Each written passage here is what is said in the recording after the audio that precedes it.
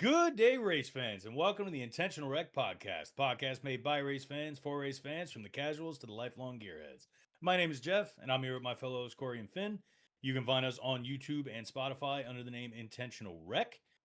And coming very soon, you will be able to find our sponsorship through the Moonlight Racing League. Please be sure to tune in on that on Wednesday nights.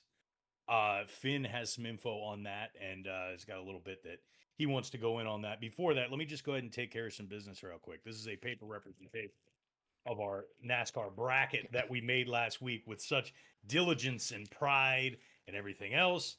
I'm just going to throw that out. I have no idea where that landed. It probably hit my cat, but we'd hear him. Yeah, it's crushed. It's done. Austin Dillon beat my favorite driver. Numerous other storylines and other things happen within that bracket, all on lap 69. Very nice. Hey, which driver beat Corey's favorite, or which drivers beat Jeff's favorite driver? Austin Dillon. All of them. Yeah, all of them. True. Fair. Yeah.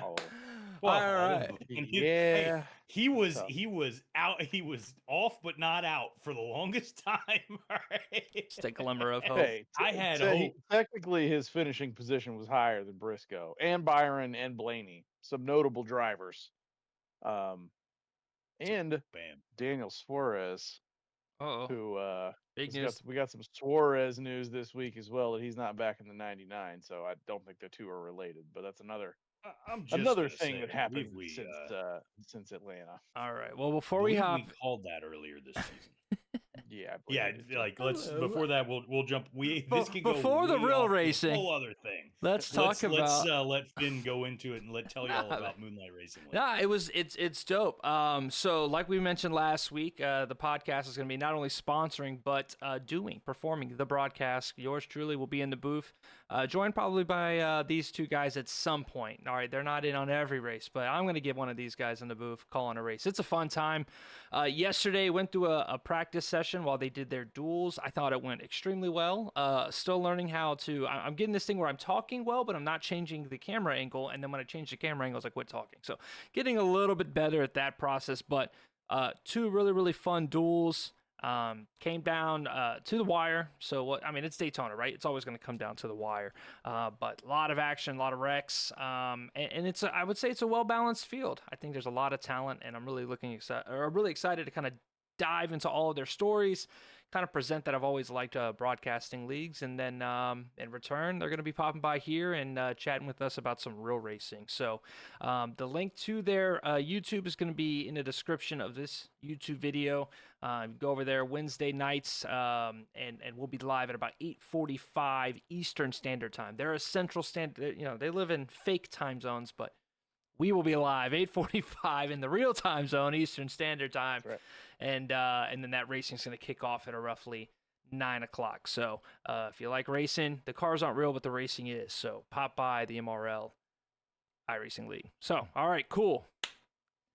All right. Atlanta. Yeah, from what you were telling me before, there's storylines, there's already specific stuff that's there to follow. There's going to be plenty of things that are going to be interesting about that. They've got a back-to-back champion. So all right, so we've got that. One of the guys who won the duels, his big thing. So what I did is I did a big, almost like a media day every week. They go into this. It's just a Google form, but they just select their name and they just give me information like it's a media day. I have some questions as prompts. If they need help, they could just DM me. But to help tell that story, and they've participated in that, and that just immediately made it a lot easier, right? So instead of just going, oh, Vulpes, I have a sheet here that says, hey, Vulpes says that he ran top 5 last year at this race. He wants to compete for championships. He's kind of been a dark horse. He'd like to be more of a front runner. Or I was talking to you guys earlier. Check out this name. Ty Keela is this guy's name. Is that not one of the coolest names? It's like tequila. Good name. That's good name. Quality business. Yeah, right? But he put in that he was the one I was telling you guys before. Like, he's a 5,000 I rating, but he doesn't do stock cars. He's an indie guy. So for you, Jeff, if you're going to watch, Ty Keela's your guy out the gate, right? And for him coming over and like driving these real boxy, it's the Xfinity series, so these really boxy, heavy stock cars, like that'll be cool. He obviously has good racecraft, but how does that translate when he's more in the off-throttle tracks versus maybe downforce packages and stuff like that? So a lot of talent, some rookies that are coming in that are racing well. It's a good dispersal of talent, but definitely not a league where one guy's going to win all the races and everybody else is just kind of playing fiddle, right? So second fiddle. So it's exciting. I the more they participate in something like that, the easier it's going to be to build those storylines instead of, he's fat. You'll watch it and you don't know anything about these people, you're not going to come back. But if you see the storylines get built, and that's, we try to capture that in the real NASCAR here through the podcast, is the storylines. That's what keeps us coming back. That's what Amazon did such a good job at doing, right? Storylines of the race and of the season. So hopefully I don't Clint Boyer it. Maybe I'm a little more Steve Letarte. and a little, you'll find a little less Kevin Harvick. You will find your voice. Don't worry. That's good. Just make sure you're changing the cameras while your voice is going, idiot. You know what I mean? Oh, yeah. So maybe that's what's going on with Clint, dude. Maybe they got him on camera. calling camera shots. Yeah. Yeah, he's running as the TV. He's got the little yellow marker to circle things, and he's just can't talk and walk at the same time. Can't talk and chew gum type deal. I can't look at all these hot rods, man. It's all the screens in the production booth. So it's just too many. It's too much for him, man. So if you're new to the pod, which a lot of you will be because you're coming from the league, we do this thing called Victory Lane, where the week before everybody chooses their favorite driver or the driver they think is going to finish the highest in the race. Of us three, whoever won gets 1 minute uninterrupted. They could talk about whatever they want, and we've gone into the limits of whatever we want. But Jeff is like the back-to-back-to-back champ of this thing right now, and man, dude is on a roll. Right, a generational heater for Jeff in the Victory Lane right now. So, and he didn't get any colder. He chose Chase Elliott. So not only did he win Victory Lane, but Chase himself was in Victory Lane. Could not have possibly lost. I don't think that's ever happened before. What? I don't think anybody ever picked the winner before for Victory Lane. SVG. Oh, yeah. That has happened, yeah. I know it was a weak one, but I needed it. I got to watch you guys to talk for a minute each week. It's pissing me off. I haven't had a Victory Lane in like 3 months. There you go. It's been a while. So it's been a while. So that gives Jeff 1 full minute uninterrupted. You're not wrong. Go, sir. All right. Start that clock. So this past week I went and saw the F1 movie. This would be my opportunity to tell folks about it. I'm not going to spoil it. Okay. I'm not going to, I was about to have to mute you. Far. This is the time that I'm going to tell you everything about it in 1 minute. No, about this movie. If you are going into it as a racing fan, which the majority of people are, at least in some degree, right? You are going to have to walk into this movie and you just turn up your suspension of disbelief and kind of dial back some of the stuff that you already know about racing, because you will immediately pinpoint some certain things regarding continuity, timelines, stuff like that are going to throw you off. And there's just some other factors that they did so much with the F1 license, and I will give them all the credit for making it a point to take advantage of the fact that they had the license, that they were including the liveries, they were including driver names, they included like broadcasting and like the format and stuff like that. And here's the other thing, the driving scenes, the things that most of us really go to these movies to go and see, they did a fantastic job. And it was enhanced going to see it in Dolby. Like, it was that much better. It was that like louder and on the bigger screen and with the pristine audio. Those made it that much worth it for any other places that it may have lacked. So I would say, like, if you're going to spend money to go see this movie, just chip in and go see it in IMAX or Dolby.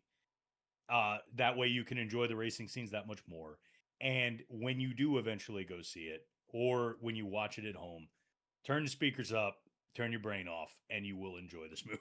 It's probably the best way I can put it. Crank it up. That is my victory lane. So, all right. So before we hop too deep into the real stuff, I want to pick your brains on this, because you guys are like the penultimate of sports movie fans, right? Like let me tell you viewers here, when these guys make characters in their fake virtual games, they name them after like Gary Bertier, okay? So like these guys love sports Gary movies. Bertier That's was a real guy, so like yeah, a high schooler. Relax, okay?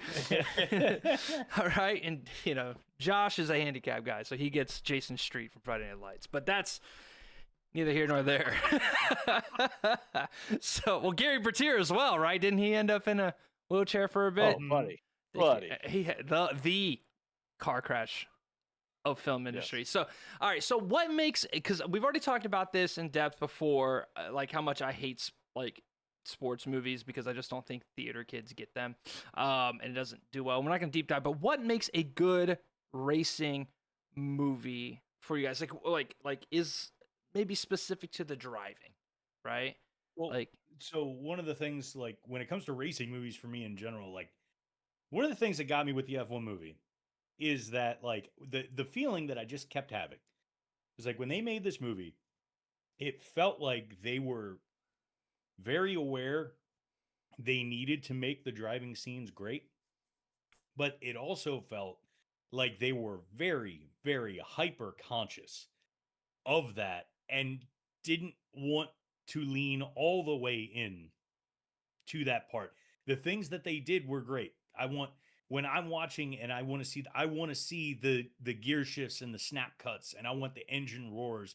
I want to see like quick passing. I want to see like the low to the ground shots as the car's moving past the other. I want to see when the gear shifts and the car is about to actually propel forward. Like I want to see those action shots. I want to see suspense as we're hitting the corner and you got two cars that are trying to figure out who's going to make the move and who's going to dive bomb. Like, I want that suspense in that particular type of a scene. But then the other things that I'm looking for surrounding that, you have to build the story for me in a way that is at least, it doesn't take much for it to be believable for me. I right. will buy just about everything that you're selling because you're giving me the good action shots. That's the trade off right there. Like, I will suspend and sacrifice a lot of that. Just give me some reason as to why these two are risking their lives in this car. You know? It's tougher for me because my racing movie file really boils down to like Days of Thunder and Talladega Nights.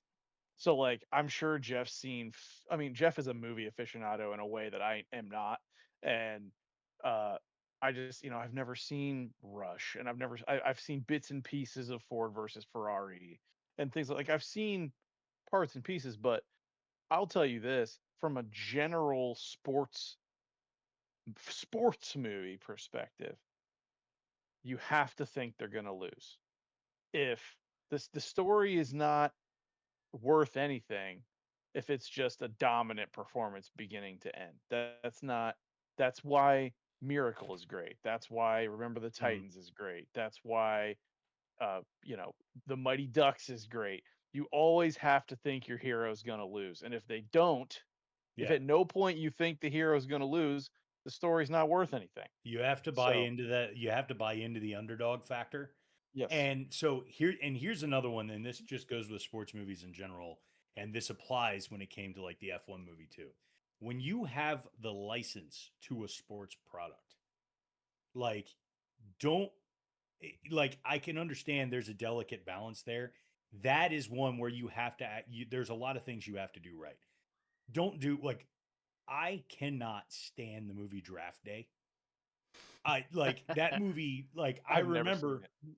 dude. So here's the thing about that movie is like, at first I was like, okay, they got the license for the NFL, and it's like kind of strange because you're like, okay, this is also in an era where we're beyond Blitz the League, where we're past that kind of stuff, where the NFL made it a point to do all the protect the shield stuff and like, really try and like protect the brand and all that kind of stuff.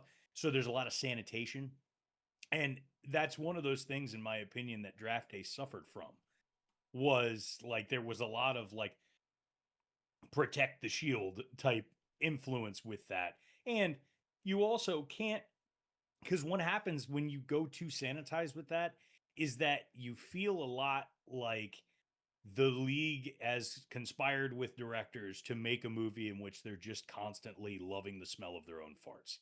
That's what ends up happening when you go too deep with that kind of stuff. When they over sanitize it, is that you go in with like a heavy, like well-known product, and that well-known product is like, we are going to make this thing come out as sparkly, shiny, beautiful, clean as it could possibly never live up to in real life. And it takes every last bit of gas out of the movie. I got a question for you guys. Have you ever watched Ballers Years ago. with Dwayne the Rock Johnson? That Years is ago. one example of a show where they do not do that. Right. Like somehow they got the NFL teams on board with this. I don't know how exactly, but they make the NFL and everything that goes on with it and all the players they did not paint them in a good light, like at all. Oh, is that the one where So he's the bouncer or like getting people's money he's back? a He like he's a fights he's it. a financial manager. That's what it was. Okay, yeah. I've If you've seen never it. watched it, Finn, it's worth a watch. I've It's a seen the good scene show. where he You gotta fights just him in the club as he's trying to get the guy's money, but that's Yeah. just like from TikTok. And not to keep this specific topic, I just wanted to hear like your thoughts because for me it's just like when it comes to racing, there's so many like great racing stories. It's like Ford versus Ferrari, right? I don't know how based on it was, but like I kept engaged because it wasn't babying you through the technical challenges of that story while also giving us good racing scenes, right? Obviously, for me, there has to be a little bit of realism. You can't just keep upshifting for speed, right? Like we have to, and shifting down for more speed. Like, there has to be some realism involved here. Though, granted, one of the best racing scenes of all time was the first racing scene of Too Fast, Too Furious, and that was completely unrealistic. So, that street race, everybody remembers the pink car and the whole but deal. the thing is with But- that's one of the things that built the longevity of that franchise is Right. that you're done. Like Right. you have suspended that belief like forever ago, right? Right. The first movie they did enough for you to be like, oh, okay, But cool. but give me Yeah. something that that the character like mixing the drive. You guys are gonna laugh when I say this, but mixing the driver development and the character development of that person, and a lesson that they had to learn, and they learned it the hard way before, and then they came back later and they used that to triumph. Like I can live with that, like especially if it's within the technicalities of the car. For example, Lightning McQueen. Turning right to go left, right? Like, you know what I'm saying? Like having to go through that character or learn those lessons back there in the town. Like I get it's a cartoon, but like, that's the kind of thing, right? That you can kind of see. So that's for me again, and I agree with Corey. You have to make it to where they feel like they're going to lose. Sometimes I think they even do have to lose, and even more important, it has to fit within something that's raced before. Does that make sense? Like if they did a NASCAR movie and it was like based on this driver and then he just got pushed up against the wall and then the car went up and flipped upside down over another car and landed, it's like, that's never happened in NASCAR. It would never happen in NASCAR. You'd be totaled. So, so yeah, that's where I'm at with that. Let's talk about real racing. Yeah, let's I go can't to wait. Atlanta, everybody. I can't wait for Mi Amigo, the Daniel Suarez story, to come out and the downfall of Daniel Suarez. I'm just playing. Downfalls. Jeez. I mean, we'll start with I that. got no right? beef with Suarez. Well, we can start with that since we're delaying the Atlanta, which is great. The less we talk about plate racing, the better for me. As we all know on this pod, not the biggest fan of plate racing. It was a great race. Who gets the seat? I do not want Connor in that seat. He is so good, and he will do good. But William Byron was like 2 years older than him when he took the 24 car. The 24 car, not... Let's specify you are talking about Connor Zilic. Yes. Okay. Zilic, Connor Zilic. And yes, for anybody that didn't. Going into 2022, it was like, hey, William Byron might be on the hot seat. And then he was in the best equipment in the field. His crew chief was Chad Knaus. Right. You know what I mean? Like this was it was not pretty for him, and it's so competitive. And fortunately for him, he is going to be competitive at plate racing. He's going to be competitive at road course racing. He was very competitive in his start at Coda up before he hit mi amigo Daniel Suarez, who parked it across the track. But I think more growth. And people say, oh, the cars race differently, or the cars race so differently. Why would you keep them down there? Racecraft. Just racecraft. Just give them one more year. If you have to do something to keep the 99 seat warm, I don't care. But give him some time. That being said, I think he would be fine. They're not exactly exuding speed. If you just watch the last couple of weeks and then this next couple of weeks, you would think, holy shit, these Trackhouse guys have got they're figuring it out. But really, they're just track sim. Not the 99. Right. Hasn't really been. I still I don't know. I'm holding on to my position of, obviously, if a Hendrick spot opens, you take that. But I also am not completely out on the concept of Carson Hocevar being one to end up taking that seat. I think the 77, and we've talked about it, the crew right now, when I've been listening to them, does an incredible job at coaching a young driver.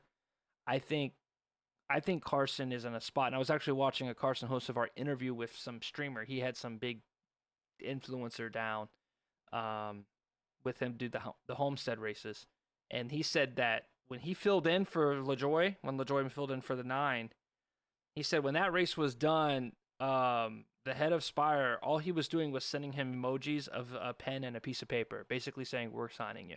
And I didn't realize that. Maybe in hindsight, we all knew he impressed, but I didn't know that they were ready to give him a cup ride, like ready to sign him on and give him a cup ride type deal. I think Hocevar's in a good spot to develop, and then wait for the Hendricks ride to open up. But hopping from B team to B team, that's the kicker with Hocevar is if you're him right now, you are the heir apparent at Hendrick. Yeah. And to do anything to jeopardize that, like leaving Spire, would be a tough call to make at this point. The only I think Zilich is probably the more obvious person than Hocevar, but remains to be seen. It's tough for Suarez. I think he's been okay. Yeah. But I think losing Pitbull out of the ownership group probably was the death knell, and then not performing well the last 2 years, and there you go. Yeah, he getting wins but not being competitive, right? Right. I mean, he's obviously a very talented road course driver. Here's the problem: a lot of the you're no longer the third best road course racer in the series. You're like seventh or eighth. Seventh or eighth. You know what I mean? And does he go back to Xfinity? I would. If I were him, I'm calling up Junior. Yeah. Especially if Zilich is moving up. Yeah. Go run the 9. Swap seats with Zilich. Yeah, go run the 9. Go compete for an Xfinity championship with Allgaier, and wait for the next ride. I mean, again, we don't know if that charter is going to go over to Legacy Motor Club next year. I see that being more of a spot to guarantee Heim a spot in Cup temporarily to stay with Toyota. I've mentioned that before. I just don't think anything's opening up. In fact, here's a dark horse spot. No, Kyle Busch said he was staying, but like that's the type of ride I can see. He was staying. You know what I mean? Like that's the kind of scenario where I could see Suarez making a cut. But there's so many young prospects at the moment. With Heim, with Riggs down in the truck series as well. I think John Hunter's impressing, and I think somebody would take a stab at giving John Hunter a good ride before they take a stab at giving Suarez another ride. I don't think Toyota's letting John Hunter go.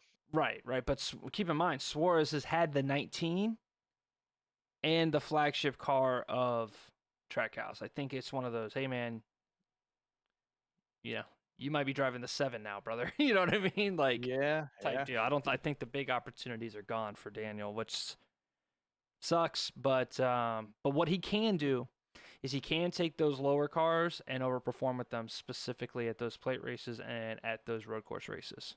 And he will always have value. What I was going to say is, I mean, obviously people don't get like hyped to jump to Aspire from a Trackhouse, but at the same time, like you could stay in Cup if there was a slot that opens, and if you want to stay there, you stay there. Like I don't know. That's one of those things that if something opens up, especially, I mean, the other thing to keep in mind is that like the Spire in 2025 isn't necessarily what Spire in 2023 was. You know what I mean? True. Like it's growing, and they're actually showing some growth, especially with the way that they've handled the 77. Yeah. Agree. So I mean, yeah. honestly, if there is a current Cup driver right now that maybe doesn't have a safe ride, like right now, who are you, like other Cup drivers that maybe that would rival Suarez? Maybe you're a B tier team, not an A tier team, but a B or C tier team, and you're thinking, all right, I want to put this guy in the car. Who is overperforming for you guys right now? Because Daniel Suarez isn't leaving because he's overperforming in the rides up, and he's just unfortunate. He's underperforming a decent ride. Like, I mean, Haley, maybe. I think Haley's been ghost. Haley was better last year than he was this year. I think this is Yeah. Haley's opportunity to have a better ride, and he was Yeah. the fast track to the 48, as a lot of people were saying, and I think that's taken over a host of Maybe- our spot. I maybe think given the Priest. circumstances, Ryan Priest has been running a pretty I was decent gonna say year this year. Priest. But Yeah. I would say Priest is in his spot though. Like RFK Yeah, is Not an like, over underrated situation. Kind that's of that's gerated. that's a RFK solid team. being I w- being right. Ford's version of Trackhouse, basically. Yeah. I would even say they're closer to Penske. Then RFK Trackhouse is closer is to to Hendrick. Penske, yes, than like Spires to Yeah. Hendrick, right? Like Priest has shown Yeah. some real game winning race winning speed. Keselowski literally was a 2 teammate tandem away from winning that race. He's shown he's been impressive this year, despite the rough start. And then of course Buescher's kind of the guy right now, the flagship car of that. Ty Dillon's impressed as well. And we're not just saying it just because he beat Denny this week, but Ty Dillon has had that car in the top 15 a lot more than I think he should.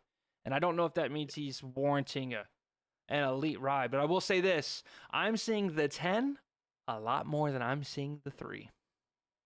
Well, yeah. And That is one's the that's flagship pretty- car. I think that's probably what's bugging me the most is there's a very obvious place for some people to go, and it's the second RCR car, and Pat Ball's just not going to give it up. You know what I mean? He's not going to let anybody but a Dillon be in that car. And for what it's worth, when Dillon's out of that car, finally, please retire the 3 car. Bring back 29 or something. But all right, so how did the race go? I was at a Rocket League tournament and I missed. I had it on, but I wasn't able to lock the fuck in. I caught the Bowman lead for a bit, but how was the race in that first stage? Right, the big wreck happened right at the end of it, right? First of all, best race of the year, hands down, full stop, bar none. That was Best a fun race of the race. year. We'll get to that. It was We'll get to that. well, right, but yeah, the stage 1 was good. I mean, Atlanta is as advertised. It's going to be fast. It's going to be close together. A lot of bumping and beating and banging. But yeah, you get that wreck right around lap 70 and uh, right in the fuel window as well. So it kind of got a little wonky with that. Huge swaths of the field taken out. I think at one point, I'll tell you this about this race. When the wrecks when the wreck happens when it does, right? Flips the field. And now all of a sudden you got a bunch of back markers up front. And then a wreck happens in the middle of the field, wipes out the entire back half. At one point in this race, 19 of the top 20 drivers in position in the race did not have a win yet this year. Yeah. The only one in the top 20 with a win was Larson. And he was It in was pretty he was like apparent 19th. that it added to the suspense, right? Because Yeah. it was apparent throughout majority of this race Mhm. that somebody who had not won yet this season was going to win this race. Yes, absolutely. Yeah. From the moment that wreck happened.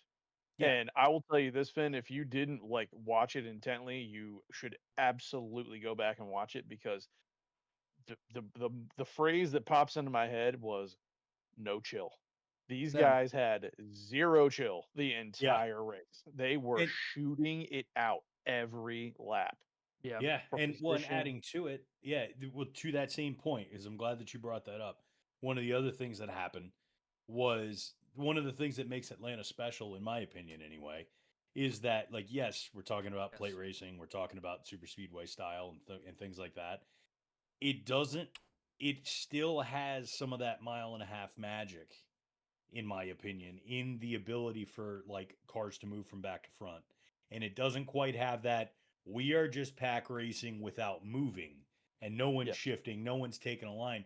There were lanes. There were None of like it wasn't for a long time. I would argue that there was probably more like tandem pairs that yes. were happening on Sunday than you would see at like a Talladega or that you'd see at a Daytona, There was which made things fun. zero riding around Right. Yeah. for 400 miles. Well, what you And get it was just is you kind of get that. First of all, I will say this: this is the best plate product across by far. right. Like By this far. this is what plate racing should be, right? Versus the other two. And part of that no chill is track position just matters more, right? That's the first thing is that you can't ride around in 16th, 17th and just chill and then hook up with a line and work your way to the front. You're not going to be able to come from 20th to first at Atlanta very quickly. There's just only so much room. So you have to make the room where you can get the room. So there's the first thing for the no chill. Second is the fact that if you're caught up in the middle pack and there's a wreck, there's not as many lanes to get away from that wreck, right? It's tiny. It's quick. Everything's going to happen so much faster than the Daytonas. Yes, you may get caught in a big one, but the big one here is crazy because you can't even. I mean, just lifting and unloading the car is going to change the way that you can even navigate wrecks because you're going so fast on a true mile and a half. But it's the single car passing that makes it fun. I don't need a person to help me necessarily. If I can draft well, get up there, throw it in the turn, catch them, and get by. And we saw that a lot with Bowman at the end of the race with Keselowski, and then of course Elliott coming over and doing it. And Keselowski had maybe a chance to get the move, but of course the 48 played the teammate role and did not push him. And it's the right move for him. He ended up getting repassed on the thing. But here's where I will disagree with the statement of it was the best race of the year. And you already mentioned it, which is half the field, half the competitors were wiped out in a major race. And I feel like that's what made it great. That's what I'm saying. I think Everybody in the top 20 needed a win. There was no chill. But I think if we're gonna say it was, first of all, if it wasn't one, it's no further down the list than 3, and I personally am having it at 2. Like personally, like it's first of all, it's certainly up there. But right now, I haven't seen anything that says the 600. It's not that it's better than the 600. By design, these races are meant to do exactly that. It's going to be close at the end. You physically cannot get away from the other cars. And this is going to deep dive into I'm not going back into why I hate plate racing. It's fine. It was a great race. It was really good to see 2 teammates duking out with Keselowski, the not helping him out, leading to Elliott's win. Elliott winning is always good for the sport because the fans lose their mind, especially winning at home. It's just, again, it was a 9.5 out of 10 race for me. I don't really have any issues. I just feel like, it feels really good, but that's how those races are supposed to be. But there really wasn't anything that really made the 9 better than the 6, other than the fact that he was in second at the right turn. They were all passing each other. In fact, I wager the 48 was the fastest car because he got taken 3 wide multiple times, got shuffled back, and then still drove himself back up to the front. It was a little confusing to me why no one was blocking, because they were all doing the same move. You're not able to, You'd get into 3 and 4, and then all of a sudden, whoever was in second, go low, would clear and move up. Right. That was it. It was the same move every single time. Everyone was doing the same thing. And it occurred to me, it's like, why is there no defense for that? Like, why aren't they defending low and making people pass them high? I think it was all also the passes came under. Well, it was also you made that move if you had the car, because at the beginning of the race there was also an issue where there were a lot of guys that were running tight. I know coming through Denny's radio, that was one thing that specifically got mentioned in the first stage, is that he was really tight. He couldn't quite make the moves that he needed to be able to get down low. And there were other drivers that were having similar complaints where they couldn't get close enough to the line, or they were trying to get in on entry and they didn't have enough to be able to get down to the inside, and any of the cars that actually did have that flexibility or were able to adjust and create it were the ones that were able to make that move. But yeah, I could see that there was less blocking in that one, and a little less of the like trying to defend that move. But yeah, I don't know if everybody was just going for the sweet spot. Yeah, it's a little different than the traditional like Daytona corner entry type thing where we're right on the bumper and we're just going. Like there is a momentum to it with how much it's banked and how it's banked, I imagine. Second, if you throw it in, first of all, if you guess wrong and you throw it in there low, you could kill a ton of your momentum on the exit, right? Because that's where they're getting it back. That's why they keep trading. It's like you're just happy to do it. You're just, again, I can throw this block with 4 or 5 laps to go, but why? As soon as you pass me, it's inverted. It's the anti-aero blocking. The leader has the worst air.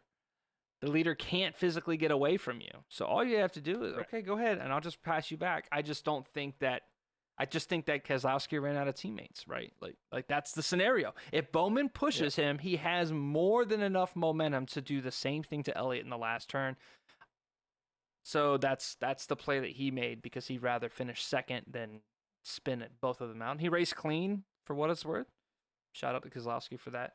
But yeah, decent race. Again, really, really good race. It's Atlanta is the pinnacle of it. So when I say I don't like plate racing, I do like watching Atlanta. It's right now it's the Daytona Talladega product, but I mean the last couple races there have been real solid. Obviously the 3 wide finish, it'll be hard to top, but that was a good one. I'll tell you this. If I could pick one track to go to next year, I'm picking Atlanta. Atlanta would probably be really good to go to. Yeah. I can't imagine. I can't think of off the top of my head if I'm making plans for 2026 where else I'd rather go. Yeah. I mean, I get that there's recency bias there, but no, I don't think. I mean, especially if you're doing the night race under the lights in Atlanta, like. I mean, that Georgia heat's gonna punch you. Be ready for it. Might want to go that February. That's why you do the night race. I'm in Florida right now. So yeah, well, I mean, and that's I would go to for what it's worth. I have no desire for Daytona. I have no desire to go to Daytona, but I'd happily go to an Atlanta race. I think I think it's just enough speed to where, but it's also not just like boom, okay, they go by. I'm just waiting for them to come by again. Like no, like they're moving. There's things happening the whole race, and it's chaos. So no, totally down for that. I got Homestead on my schedule for next year. I don't know if I told you guys that, but I'll be down. Nice. That a ways and championship. The Atlanta race each year, it's far more entertaining than anything happening at Truist Park. That's for damn sure. So this season anyway. Hey, Acuna's batting pretty well. Just Acuna. That's that's about it right now. That's about all y'all got at this moment. Mr. Acuna's here, so Mr. 4070 over there, but hey, it's fine. So we did a bracket for this race, and it did not go well. Did anyone even look at it? I mean, we're about to look at the bracket and see how close we were. Here it is on the screen for you. So. Corey, I want you to keep. It's like never have I ever, but how many times did we get it right? Right? Give me a count. So Denny Hamlin, Ty Dillon. You're not sharing your screen, brother. It's on stream. I'm gonna count it out for you. Everybody else can see. I'll just tell you which one we won. So you put a finger up for everyone that we won. Okay. In Denny Hamlin versus Ty Dillon, we were wrong. Miss. Yep. And Keselowski, Kyle Busch, we were right. Yep. And Bowman Logano, we were wrong. Very happily wrong.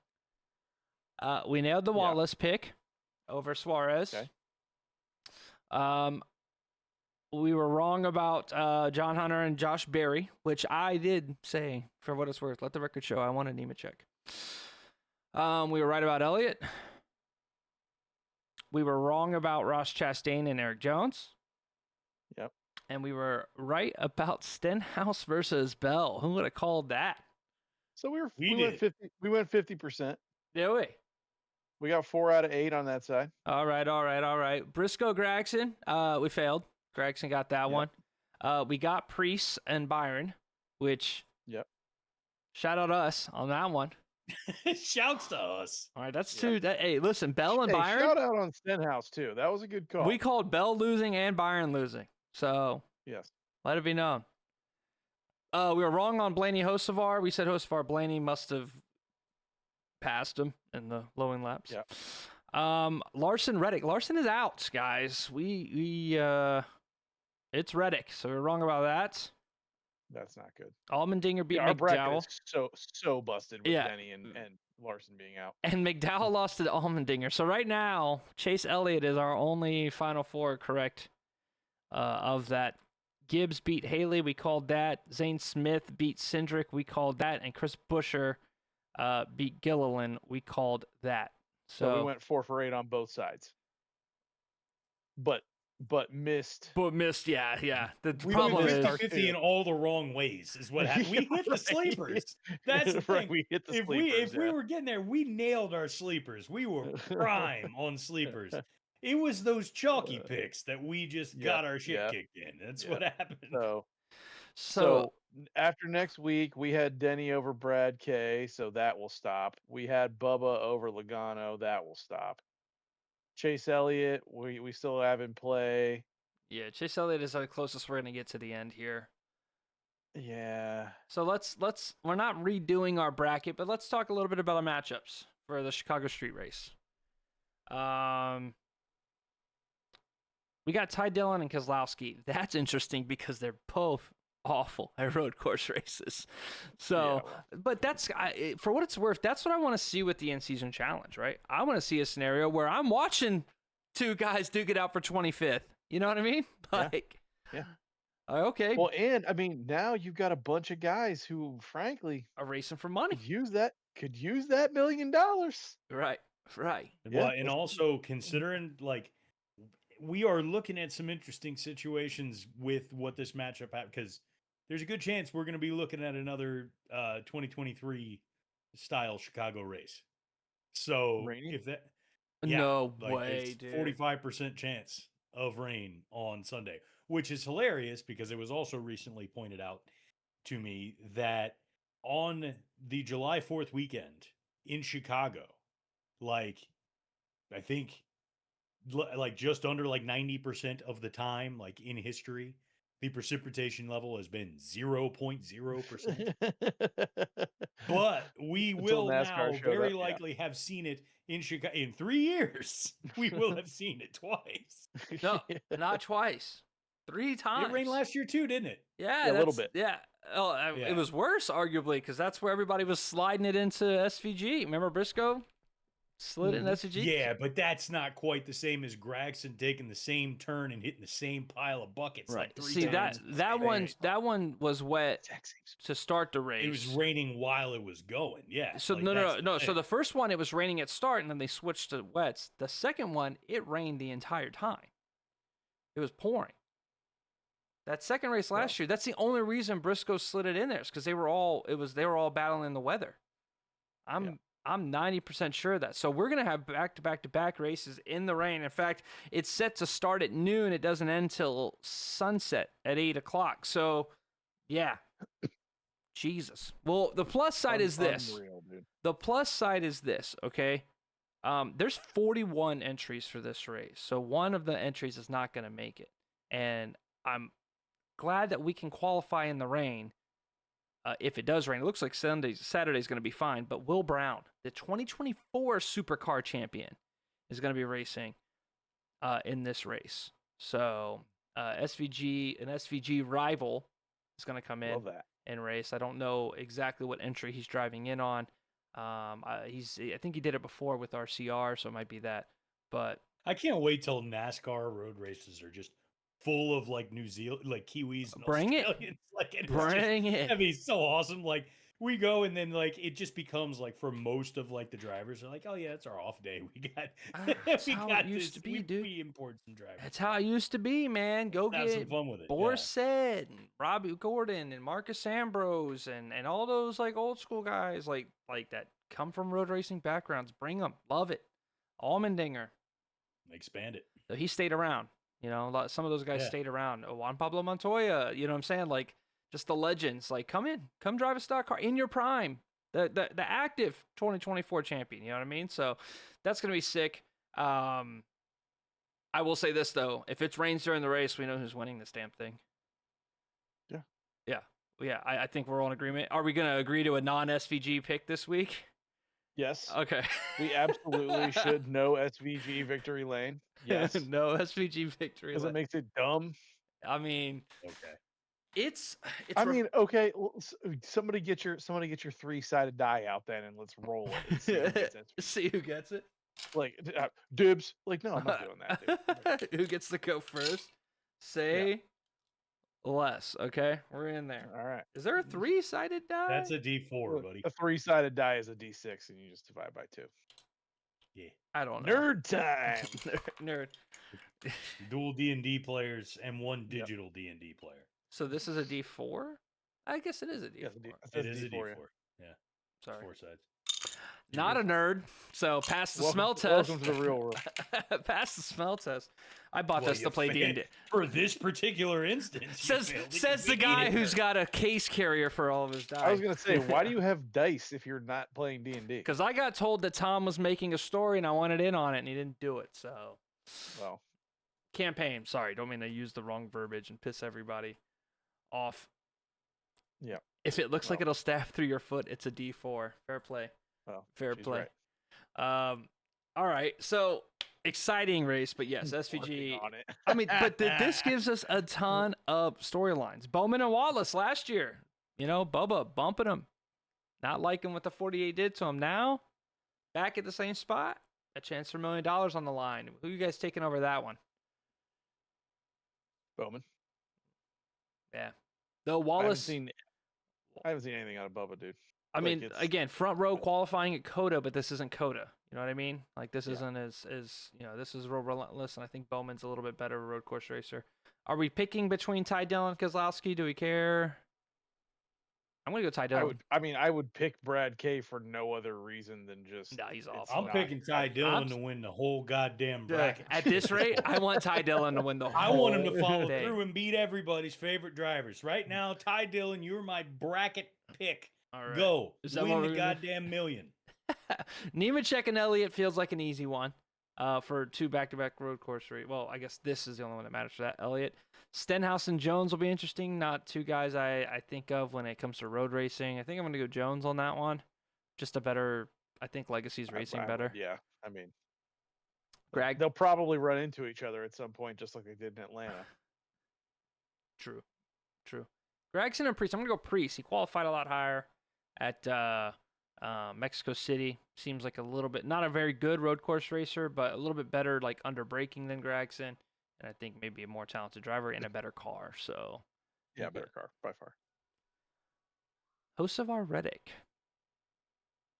Reddick's a better road course racer. You got to think, right? I'm taking Reddick on that one all day. You have to be crazy to take Hocevar over Reddick in a scenario that's not a super speedway where anything could happen. Here's the only matchup where I think we're looking at 2 really good road course racers, and that's AJ Allmendinger versus Ty Gibbs. That I'm excited to look for.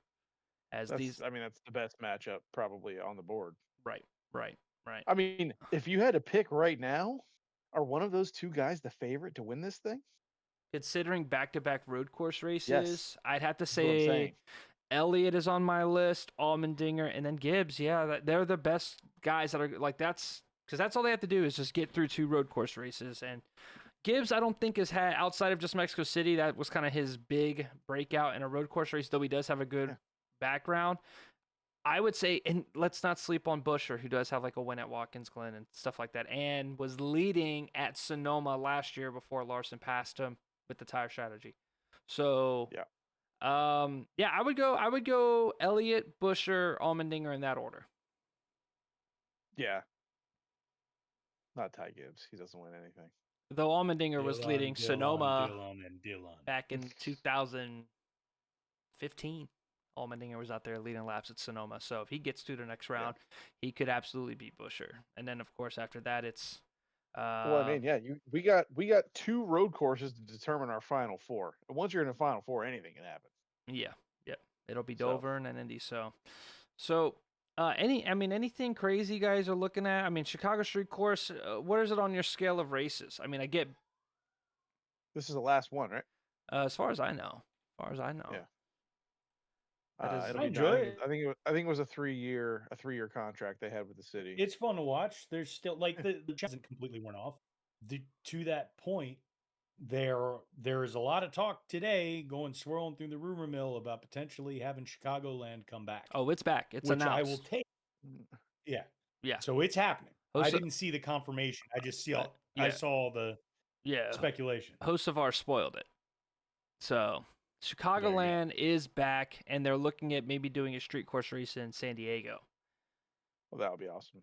and hopefully That's a better place to do a street race It'd be lit. than Chicago. Yeah. Is it? Yeah, because it's not gonna rain. Like in He San Diego, he says that, bro. dude. Fuck. If they go to San Chicago Diego, hasn't rained in the Bro, beginning of San- July at San Diego is all. different. San Diego is different. It's not gonna rain. If they go to San Diego and it rains, they are truly cursed. Confirmed, San Diego is not raining this Sunday, but Because NASCAR's not there. I Bro, always it say just this: doesn't rain. a It's the desert. NASCAR. Dog, I will put money on that in advance just because. That's Like wild. I got $10 to it right now. That there is, I mean, and I'm talking even a smidge, even Yeah. a drizzle counts. You taking my bet, or are you confident? I'll take? take your money. I'll take your money. All right, sweet, $10 next year, All right. San Diego, if it happens.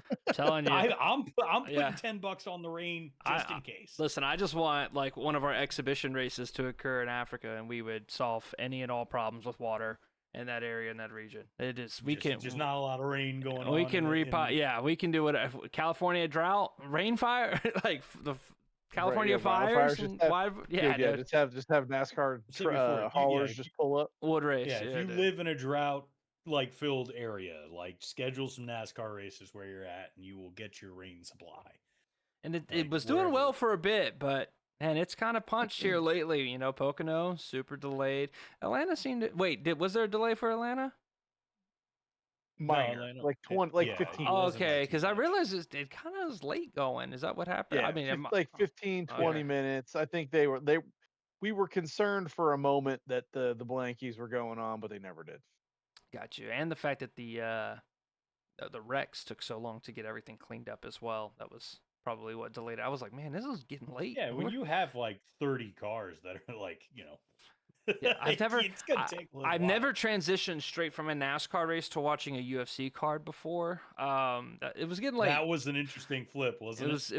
It was getting late. It was getting real late. So, yeah, I'm excited. I just laugh at myself as a kid, like hating road course racing, and now being a huge fan of it. So I think it's gonna be good back-to-back weeks, especially if it rains at Chicago. As much as we are talking about how it is, I think I don't mind the rain from a racing perspective. I just want that race deserves the experience of going to a race is one of the most fun things I've done in live sports. Getting rained on just isn't fun, and then if it's hot, it's just gonna be that shitty feeling after, heat post rain type deal. I wish Wet dog. smell. right. That's I the wish worst. a great day of racing for Chicago, but nonetheless, the racing is always better here when it's slicker and it's harder to go. And it's just gonna mean, again, we're talking about SVG being the favorite, but yeah, I think all the conditions and the elements. How's this Will Brown guy gonna do? How's he gonna come in and compete in the same way that he's done a race in Cup before? I think he did a Watkins Glen race last year or something like that, or he might have came in for one of the Portland Xfinity race last year or something like that. I think he did. So yeah, I'm excited. Sonoma, we just have to we're just gonna have to strap Corey down to a chair and pin his eyes open and make him watch it. Oh yeah. It'll be a good race this year because all the big dogs are there. Last year SVG couldn't do it. Buscher's quick, Larson's quick. It'll be a blast. So Well, the schedule's looking like Xfinity race Saturday at 4:30, Cup race Sunday at 2:00. gotcha. So everybody's informed. Have so. they dropped an I'll try entry to list catch both. for the Xfinity race? Are there any An unique entry names? list for let's see. Let me find it real quick. Yeah, I'm curious to see if NASCAR. because Catherine Legg is going and she's got a road course background. Of course, not she's in probably the second worst car in the field, so I don't think anybody's expecting her to compete. But Just since we're gonna call out our Let's see. international. Alex Lab, he's Lab not- is is he a full-time driver? He's been driving for a long time. He drives for DGM, but he is a road course specialist. He's really, really good. He always SVG's running the Xfinity race. Oh shit! Well, lock that one in. In the 9. Oh yeah, he is doing it. It's in that Red Bull scheme. Oh, but I mean, come on. What are you? Where do you find? I love this. So I gotta say, like, this live Googling session is making for some Matt quality. Benedetto, isn't he a truck guy? We are doing a show right now, and we're looking for. We are live streaming y'all Googling shit. Listen, nobody's expecting us to have the Xfinity entry list, so just covering one more thing before we put in our picks and go. Relax. It's okay. I can cut this out in post. It's like, Finn, we're doing it live. Yeah, man. It's fine. I did not know us. I couldn't remember. Well, I think that's SVG is gonna sweep the weekend. But for our victory lane picks, we're not gonna do no SVG. SVG. So, do we want to do another caveat? Do we want to do it has to be a remaining driver in the in-season tournament? Ooh. I think that we're fine with if we're throwing one. Okay. Let's throw the one. Yeah, let's. All right. Well, Jeff, you won last week. You can go first this week. What do you got for us? Okay, that's fine. I am going to go for Chicago. Excuse me. For me, I'm going to go with AJ Allmendinger. That's a good pick. Safe road course racer. He's got a big need. Yeah, he's hungry. Like he's got if he wants playoffs, he's got to get there. And this and next week are his primary chances to really make his move. I'm gonna go. Daniel Suarez's teammate shows him up on the week he gets fired, and I'm taking Ross Chastain. Okay. Well, I'm gonna go with the ringer. Chastain on the road course, eh? Yep. I should have made sure he's driving. He is. I was waiting for you to be like, yeah, and his teammate's going to show him up, and I'm picking Shane Van Gisbergen. Wild card. Both of his teammates are going to show him up. Right. I'm going to do the 2024 Supercar champion, the road course ringer, Will Brown. So, I'm going to say he's going to come in. He's going to outdrive all these guys. Okay. Battle with his boy, especially if the weather's there. Splash, there you go. So he's gonna come in and make the NASCAR playoffs. Like he comes in, runs a race. Would not be the first time it happened at Chicago Street Race. So yeah. So go for it. Well, that being the case, we have made the picks. We are going to Chicago. We are looking at potential rain again. So it's going to be soggy. It's going to be an interesting one to watch. But we are now rolling into the 4th of July weekend. I am ready to go and relax, and I hope everybody has a wonderful and safe holiday weekend. Yeah, please roll into Sunday watching this race with all your digits off. Yes, exactly. Go in and put it in reverse, Terry. Yeah, put it in reverse, Terry. And on a housekeeping note, check us out as Intentional Wreck on YouTube and Spotify. Please make sure you check out the Moonlight Racing League on Wednesday nights with our own Finn jumping in on the broadcasting and the commentary duties. And we will catch y'all next week. See ya. Peace.